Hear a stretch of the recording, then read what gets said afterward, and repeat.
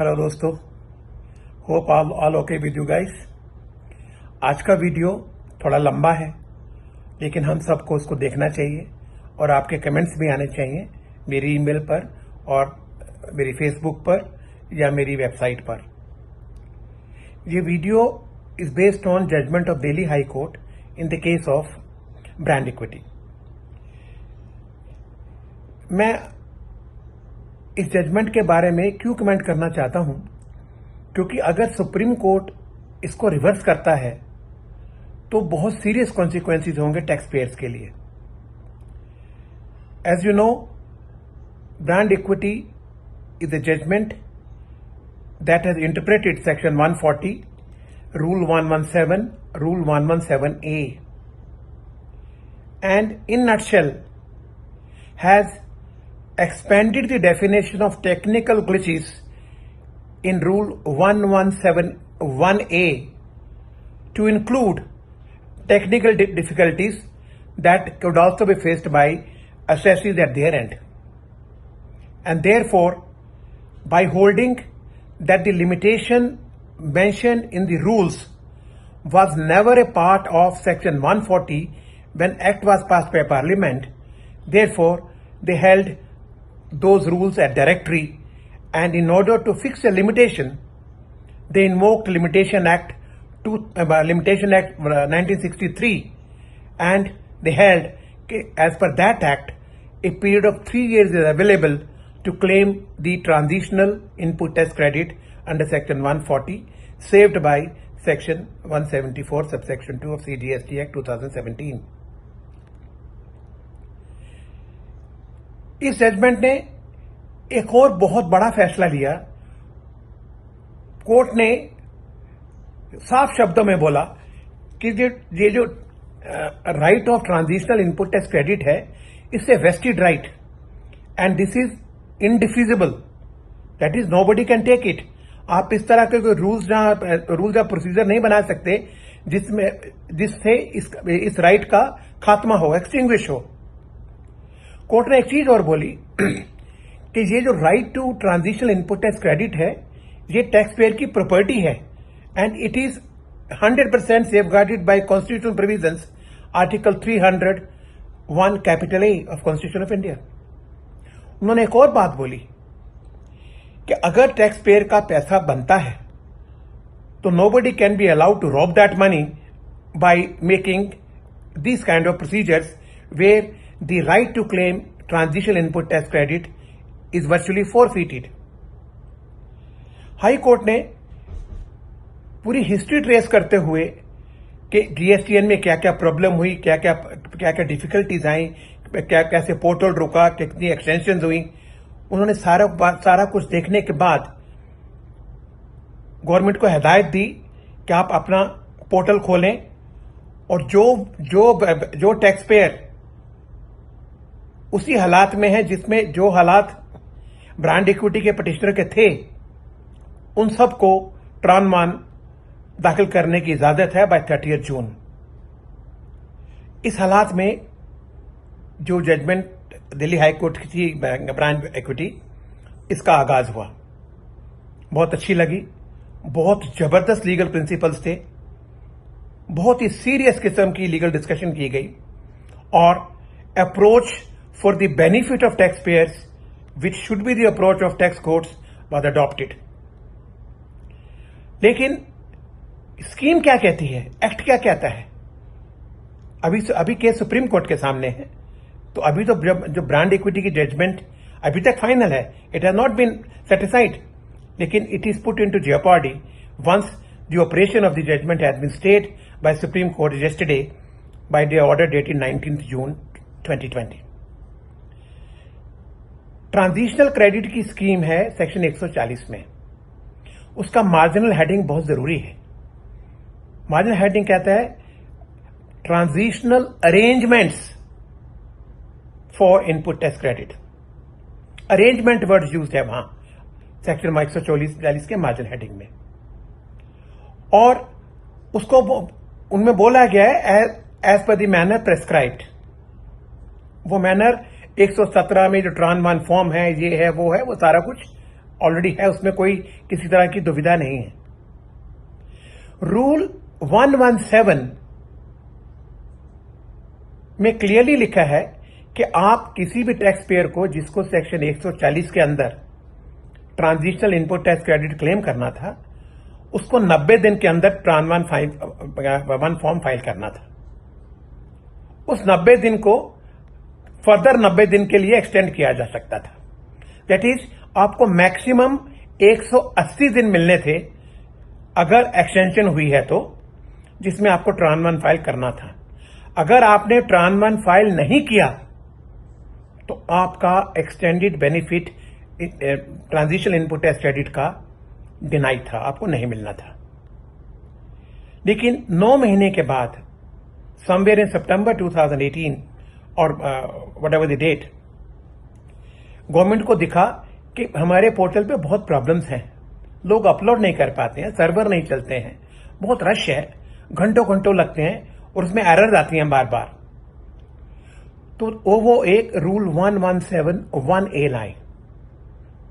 ये रूल को जो ड्राफ्टिंग थी, it was done with a non obstinate clause because it uses the word notwithstanding anything contained in subsection 1, जिसमें 90 और 90 दिन का प्रोविजन था।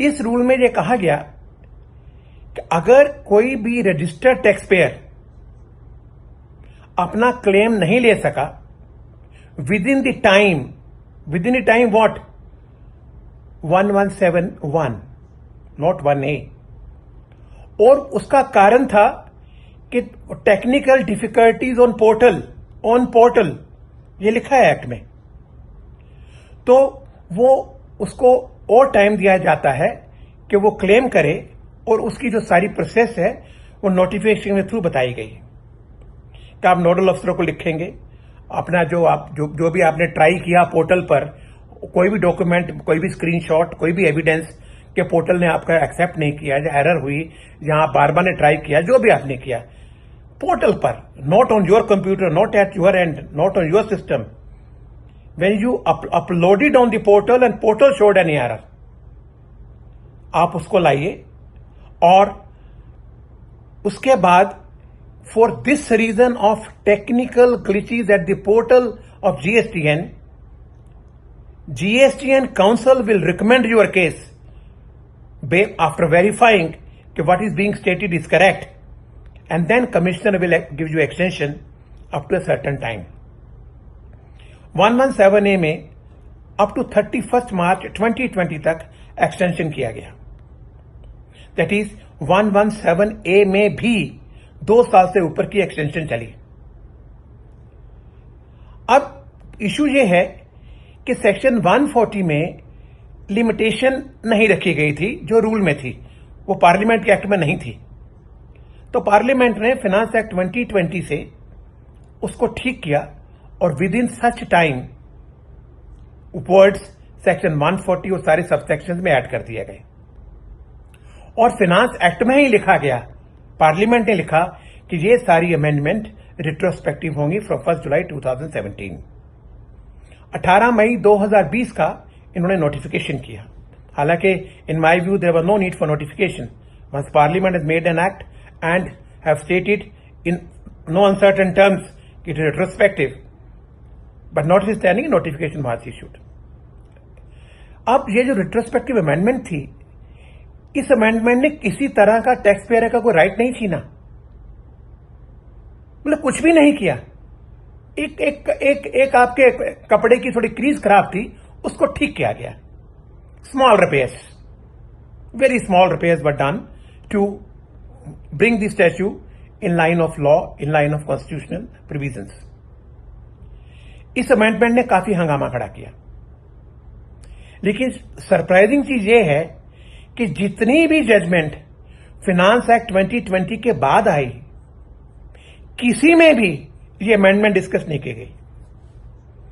ना तो कोर्ट ने उसकी कॉग्निजेंस ली सुओ मोटो, कोर्ट को पता होना चाहिए था, यहां ही किसी गवर्नमेंट काउंसिल ने और यहां ही किसी प्राइवेट काउंसिल ने इस चीज को कोर्ट को बताया।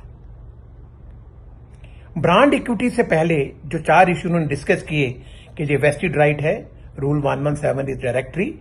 It's a property which cannot be taken away under Article 301 capital A, and this scheme is directory and you cannot rob the money of taxpayers. उससे पहले काफी जजमेंट और आई उससे पहले, दैट इज अगर ये 5 मई 2020 को जजमेंट हुई थी, उससे पहले जजमेंट आ चुकी थी। Gujarat high court Willowood, Bombay high court Nelco, Bombay high court JCB motors and Rajasthan high court Shri motors. बहुत बढ़िया किस्म की जजमेंट्स हैं वो, मैंने चारों बड़ी ध्यान से पढ़ी हैं और एक एक पैरा पढ़ा है। उन जजमेंट्स में जो इश्यूज ब्रांड इक्विटी में रखे गए, एग्जैक्टली सेम इश्यू नेल्को की जजमेंट में थे, लेकिन वहां के बॉम्बे हाई कोर्ट के डीबी ने एक बाय एक करके with courts of supreme court judgements उन आर्ग्यूमेंट्स को नेगेटिव किया। उन्हें बोला ये चीज हम नहीं मानते। उन्होंने 117 को अल्ट्रा वायरस मानने से मना कर दिया। उन्होंने ये भी बोला कि ये जो क्लेम है, आपका कंसेशन है, ये वेस्टेड राइट नहीं है, इट्स ओनली ए कंसेशन। उस दौरान उन्होंने आयशर मोटर्स और जयराम मोटर्स सुप्रीम कोर्ट के केसेस को डिस्टिंग्विश किया, जिसमें हम सब लोग रिलाई करते हैं कि ये कहते हैं वेस्टेड राइट है। जब आप उस जजमेंट को पढ़ते हो, हमें समझ आती है कि हमारी थिंकिंग बड़ी नैरो थी। तब उन्होंने फाइनली ओसराम सुप्रीम कोर्ट के केस को कोट किया, जिसमें कहा गया notwithstanding is a right vested और not a vested right, but legislature have power to regulate that right. So when you read retrospective amendment in Finance Act 2020, if at all it affects our rights, then it doesn't take away right. Your right to remain, right to claim transitional input tax credit remains. Only it has been regulated. Nelco की judgement में 4-5 paragraph लिखे गए इस issue के ऊपर। अगर section 140 नहीं होता, क्या हमें ये क्लेम मिलता? नहीं मिल सकता था, क्योंकि पुराने एक्ट्स में भी जो अनयूटिलाइज्ड इनपुट टैक्स क्रेडिट्स थे, उनका कैश रिफंड मिलना लीगली पॉसिबल नहीं था। वही सिचुएशन आज भी है कि उसमें भी आपको अनयूटिलाइज्ड आईटीसी का रिफंड नहीं मिलता। तो अगर इसको इस संदर्भ में देखा जाए तो ये section 140 is nothing but a concession given to you, and this concession can be claimed subject to requirements that have been fixed to claim this concession. And requirement क्या थी कि आपको ट्रान 1 रूल 117 सबसेक्शन 1 के हिसाब से आपको 90 दिन में क्लेम करना था, और अगर एक्सटेंड हुआ तो फर्दर 90 दिन में, उसके आगे आपको टाइम नहीं था। तो अगर 1171A नहीं बनाया जाता तो जिन लोगों ने ये क्लेम नहीं किए थे और जिनकी टेक्निकल ग्लिचेस के कारण भी कुछ नहीं हुआ, तो वो सारे क्लेम टाइम बार्ड थे, उनको क्लेम नहीं मिलते। तो 117A का इंटरप्ले 117 के साथ बड़ा लिमिटेड है।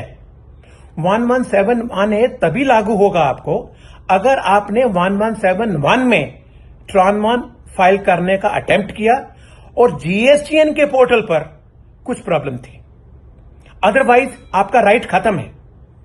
अगर आपने 180 दिन में क्लेम फाइल ही नहीं किया तो 117A लागू नहीं होता। नॉन ऑब्स्टिनेट क्लास का मतलब यही है कि अगर आपने क्लेम किया था और उसमें टेक्निकल ग्लिचेस आई तो उसका क्या मतलब होगा। ब्रांड इक्विटी जजमेंट ने the scope of technical glitches को एक्सपैंड किया, इन माय व्यू एब्सोल्युटली राइटली।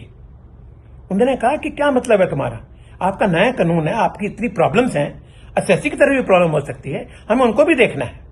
तो उन्होंने एक ब्लैंकेट ऑर्डर पास किया कि 30/6 तक ट्रांसमान आप खोलिए और जो लोग नहीं फाइल कर सके इन हालात में, उन सबको फाइल करने की इजाजत दीजिए। अब जब सुप्रीम कोर्ट के सामने ये केस गया तो ये बहुत बड़े क्वेश्चन ऑफ लॉ थे। क्या ट्रांजिशनल आईटीज वेस्टेड राइट है?